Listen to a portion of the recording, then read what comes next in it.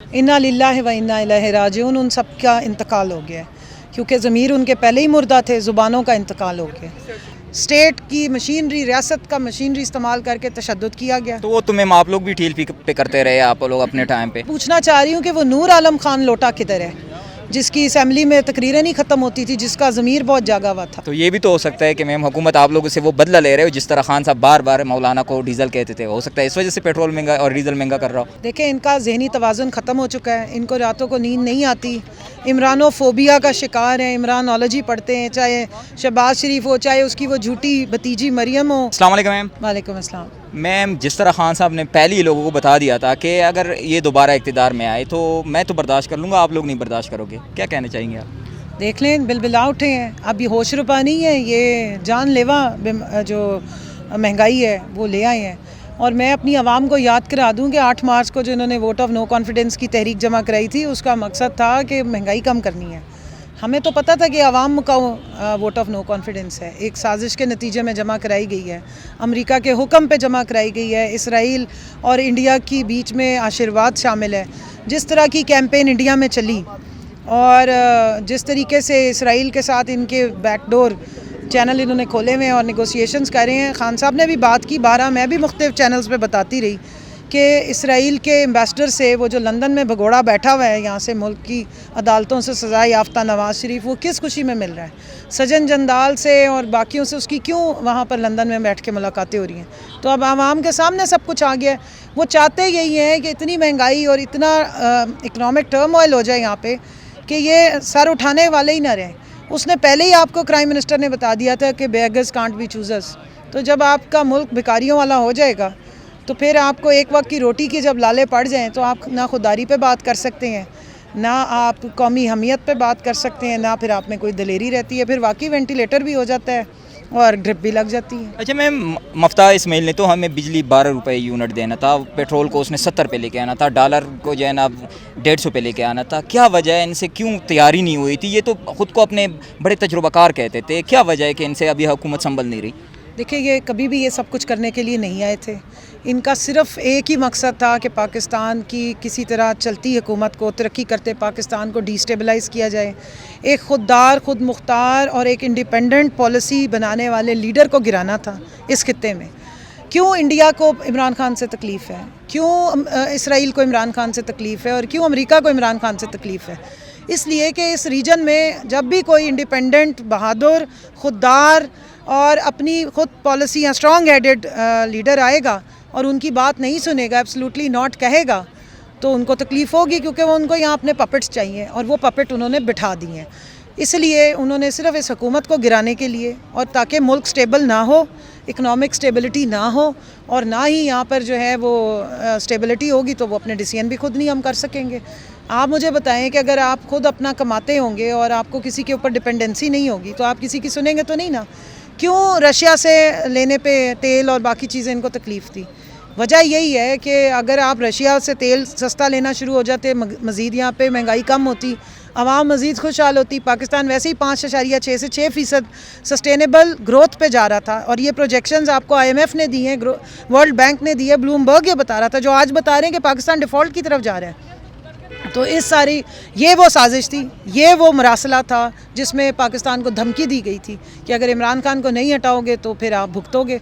अब वो तो भुगत नहीं रहे जिनको उन्होंने बिठाया, वो तो मौजे कर रहे हैं। आपने देखा 6वां उसने दौरा कर लिया है, 90 करोड़ रुपए में वो अपने पूरे टब्बर को और एक फ्यूजिटिव को, एक मुजरिम को, इश्तिहारी मुजरिम को लेके हेड टेबल पे बिठाया हुआ है, सलमान शहबाज को, जिसकी अदालत को वल्दियत की समझ नहीं आ रही है। और वो वहाँ पे जाके एक प्राइम मिनिस्टर के साथ हेड टेबल पे बैठा हुआ है, स्टेट के डिनर पे। आपको पता है पाकिस्तान का आइन और कानून ये कहता है कि अगर कोई इश्तिहारी है तो उसको एक आम शहरी भी गिरफ़्तार कर सकता है। और यहाँ पे हमारे जो मुजरिम हैं, जो वैसे भागे हुए थे, वो जाके बैरूनी दौरों में और ऑफिशियल बैठ रहे हैं। वही कोहराम मच गया, वो आपको आदत डाल रहे हैं वापस के भाई भूल जाओ नए पाकिस्तान को, वही गदर दोबारा मच रहा है। तो अब वो मौजे कर रहे हैं और आवाम इस वक्त सड़कों पे बिलबिला भी रही है, तिल मिला भी रही है, चीख भी रही है। और इतना बुरी तरह आवाम को क्रश किया गया। पहले ऑपरेशन स्टेट की मशीनरी, रियासत का मशीनरी इस्तेमाल करके तशद्दुद किया गया। तो वो तुम्हें आप लोग भी ढील पे करते रहे, आप लोग अपने टाइम पे। देखिए TLP पे कोई इस तरह का तशद्दुद नहीं है। TLP की तरह यहाँ पर किसी हमारे वर्कर ने या हमारे किसी वोटर ने ना कोई पेट्रोल बम फाड़े हैं, ना किसी के सिर में लाठें मारी। हमने तो सिर्फ बर्दाश्त किया है, हमने सिर्फ वायलेंस सही है, जवाब नहीं दिया। और जब जवाब का टाइम आया तो हमारे लीडर ने दूरअंदेशी दिखाते हुए सारा धरना अपना कॉल ऑफ कर दिया। तो ये सारा मामलात हैं। अब आप देख लें, दो इनके मामलात हैं। इस साजिश के दो हिस्से थे। पहला हिस्से में तो वो कामयाब हो गए हैं, जो पाकिस्तान को इकनॉमिक डिस्टेबलाइज कर चुके हुए हैं, मईशत तबाह कर दी है, बैगर्स कांट भी चूज़र्स पे ले गए हैं। दूसरा यही है कि खून खराबा, तशद्दुद, अनारकी, सिविल अनरेस्ट और लोग एक दूसरे की गर्दनें काटें। अच्छा मैम, वो लोग किधर है जो 3 रुपये पेट्रोल बढ़ने पे दानिशमंद बने होते थे पाकिस्तान में? मीडिया पूरा आसमान सर पे उठाया होता था। आज वो नज़र नहीं आ रहे, हमें बिल्कुल दूर दूर तक नज़र नहीं आ रहे।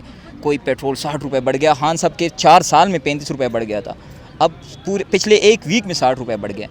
इन्ना लिल्लाहि व इन्ना इलैहि राजिऊन। उन सब का इंतकाल हो गया है, क्योंकि ज़मीर उनके पहले ही मुर्दा थे, ज़ुबानों का इंतकाल हो गया। और वो इस सारे जो ये सारा मुआशी कत्ल है ना, इसमें वो बराबर के शरीक हैं। पहले उन्होंने वो साजिश का भी हिस्सा थे, प्रोपेगेंडा करने का हिस्सा थे। जब 4 रुपये तेल की कीमत बढ़ी थी तो इस क्राइम मिनिस्टर शहबाज ने और वो जो बिलावल पर्ची है, उसने कहा था कि इमरान खान इस्तीफ़ा दें। आज 60 रुपये तेल की कीमत बढ़ी है। मैं कहती हूँ कि इस्तीफ़ा नहीं, आप जाके समंदर में डूब मरें सारे। MQM भी उस वक्त धमकियाँ देती थी कि हम हुकूमत छोड़ देंगे अगर आप लोग पेट्रोल बढ़ाते हैं। मैं तो पूछना चाह रही हूँ कि वो नूर आलम खान लोटा किधर है, जिसकी असेंबली में तकरीरें नहीं ख़त्म होती थी, जिसका ज़मीर बहुत जागा हुआ था। तो मेरा ख्याल है अब उसको जाके समंदर में डूब के मर जाना चाहिए, बल्कि चुल्लू भर लोटे में पानी ले, और अगर कोई थोड़ी सी भी गैरत बची है तो उस लोटे में ही मुँह दे के मर जाए। और जितने लोटे थे ना ये सारे, जो जिनका ज़मीर जाग रहे थे अवाम के दर्द में, आज वो लोटों में पानी भरें और उनके पैंदों में मुंह दे दे के मरें।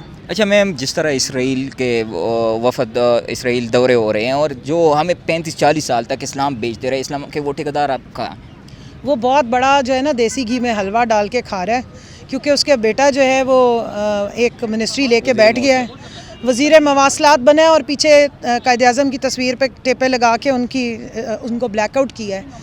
तो इस तरह के जब लोग आ जाएंगे, और अब तो मौलाना को ना आवाम की तकलीफ, उस टाइम असेंबली भी जाली थी, ना महंगाई का मसला है, अब तो जाली असेंबली का वो मौलाना बन चुका हुआ है।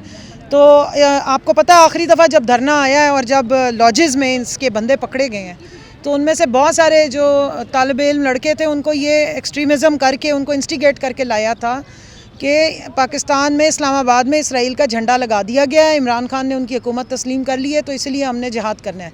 तो उनमें से 3-4 लोगों ने ये बयान दिया था कि हम इमरान खान को कत्ल करने आए हैं। आज जब बाकायदा ये सारे काम हो रहे हैं, तो क्योंकि मौलाना मुनाफिक आदमी है, उसने इस्लाम को हमेशा बेचा है, उसको सिर्फ हलवा चाहिए था सरकारी। हुकूमत में उसको पहली दफ़ा हलवा नहीं मिला था। 3.5 साल हमारी जो असेंबली है वो डीज़ल के बगैर चली थी। अब 60 रुपये डीज़ल महंगा भी हो गया और हुकूमत का हलवा भी मिल गया, तो इसलिए रावी चैन ही चैन लिख रहे हैं। तो ये भी तो हो सकता है कि मैम हुकूमत आप लोगों से वो बदला ले रहे हो, जिस तरह खान साहब बार बार मौलाना को डीज़ल कहते थे, हो सकता है इस वजह से पेट्रोल महंगा और डीज़ल महंगा कर रहा हो। जब जमहूरियत में बदले होते हैं ना, तो बदले एक दूसरे से नहीं निकलते, वो 22 करोड़ आवाम से निकलते हैं। बदला वो इमरान खान से नहीं ले रहा है, वो बदला आवाम से ले रहा है, क्योंकि इमरान खान जो है ना वो इमरान खान अपनी आवाम का बदला ले रहा था इन सारे जालमों से, चोरों डाकुओं से जो 35-40 सालों से आवाम को लूट रहे थे। तो इसलिए जवाब में उन्होंने इमरान खान को, तो तकलीफ़ उस वक्त पहुंचती है जब उसकी आवाम को तकलीफ़ पहुंचती है। हर आवाम का लीडर जो है वो तकलीफ़ में निकलता है जिसकी आवाम से जो जुड़ा हुआ हो। इमरान खान ने तो अपनी ज़िंदगी के हर जो सुकून है, तकलीफ जो है, वो सब छोड़ के वो आवाम के साथ खड़ा है।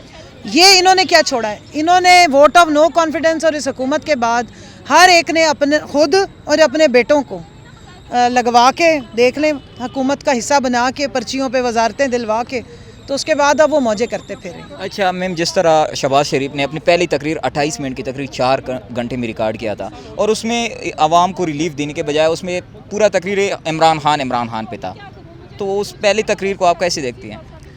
देखें, इनका जहनी तवाज़ुन ख़त्म हो चुका है, इनको रातों को नींद नहीं आती, इमरानोफोबिया का शिकार है, इमरानोलॉजी पढ़ते हैं, चाहे शहबाज शरीफ हो, चाहे उसकी वो झूठी भतीजी मरियम हो, वो सारा दिन पूरे दिमाग में, जब ये अपोजिशन में होते हैं तब भी इमरान खान इनको डराता है, ये हुकूमत में होते हैं तब भी इमरान खान इनको डराता है, ये सो रहे हो तो भी इन्हें इमरान खान नज़र आता है, ये जाग रहे हो तो भी इमरान खान नज़र आता है। इधर से अंदाज़ा लगा लें कि इन बेचारों को कितनी खौफज़दा है और कितनी तकलीफ़ का ये शिकार हैं। और वजह यह है कि जो चोर होते हैं ना, उनको सच्चे सच्चे आदमी से डर लगता है। अच्छा मैम, जिस तरह ये तब्दीली आई है, जो लोग इदारों को गालियाँ देते थे, आजकल वो लोग जो है ना इदारों को सपोर्ट कर रहे हैं और इदारों को के पीछे खड़े हैं और हमें समझा रहे हैं, या पाकिस्तान तहरीक इंसाफ को समझा रहे हैं, इमरान खान साहब को समझा रहे हैं कि आप आर्मी के खिलाफ बात ना करें या आप बाकी इदारों अदलिया के खिलाफ बात ना करें। देखिए जी, वो सिलेक्टर्स बदल गए हैं ना। जो सिलेक्टेड के नारे लगाते थे वो खुद सिलेक्टेड हो गए हैं और सिलेक्टेड के साथ हंसी खुशी ज़िंदगी गुजार रहे हैं। तकलीफ़ में तो अवाम है। इदारों ने उनको फुल सपोर्ट किया, इसलिए वो इदारों को सपोर्ट कर रहे हैं। पहले वो इदारों को चैलेंज करते थे, उनकी बदनामी करते थे, उनको गालियां देते थे, चीफ़ ऑफ आर्मी स्टाफ को गालियां देते थे, DGISI को गालियां देते थे, फ़ौज के ख़िलाफ़ गालियां देते थे। और मैं हैरान हूँ कि उस वक्त फ़ौज को कोई तकलीफ़ भी नहीं हुई, या DGISI को या चीफ़ ऑफ आर्मी स्टाफ ने कोई एक्शन नहीं लिया। मरियम नवाज़ को खुली छुट्टी दी गई है। गुजरांवाला में उसने किस कदर नाम ले लेके, उसके जो बाप है नवाज़ शरीफ, उसकी तकरीरें मौजूद है। शहबाज शरीफ अपनी पेशियों पे जाता रहा, उसकी तकरीरें मौजूद हैं। पीछे उसके जो उनके वर्कर्स नारे लगाते थे वो सब कुछ मौजूद है। तो उसको उन्होंने बड़े सुकून से बर्दाश्त कर लिया है। इस पर आवाम को बहुत तकलीफ़ भी है, दुख भी है, और ख़ास तौर पे उस मुहिब वतन पाकिस्तानी को बहुत तकलीफ़ है जो उस टाइम पे बाहर निकलते थे और इवन सोशल मीडिया पे पूरा दिफा करते थे अपनी पाक फ़ौज का। अभी भी हम करेंगे। अच्छा मैम, ये पाक फ़ौज हमारी है।